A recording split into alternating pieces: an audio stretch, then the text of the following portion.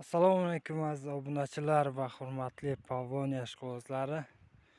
Men bugun sizlarga Pavloniyalarimizning ildiz sistemasini ko'rsatib o'tamiz. Mana shu 1 metrlik ko'chatlarimizning ildiz sistemasini ko'rib turibsiz. Juda ham baquvvat. Bunaqa ildiz sistemani hali bir yil ko'chatlarda birontasida ko'rmaganman. Mana shu hammasi mana shunday. Ildizlari juda ham baquvvat. Mana shularni hozir xudo xolasa o'tkazamiz yerga va xudo xolasa keyingi yilga juda ham yaxshi rezultatlarni kutib qolamiz. Sababi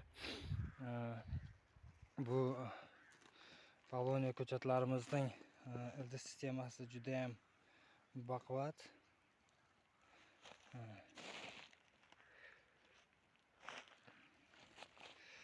Oddiy mana bularning ildiz sistemasi mana. Tomiri o'zi ham bir 100 ta tomiri bor. Yana bir ko'chatni ko'rsatib o'tmoqchi edik.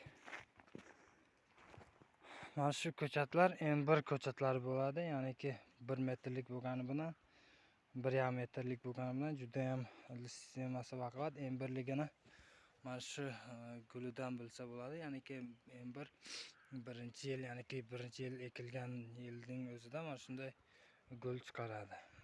Rahmat prosmotr uchun. Video yoqqan bo'lsa like va podpisatsiya qilsa yordamchi qilmang.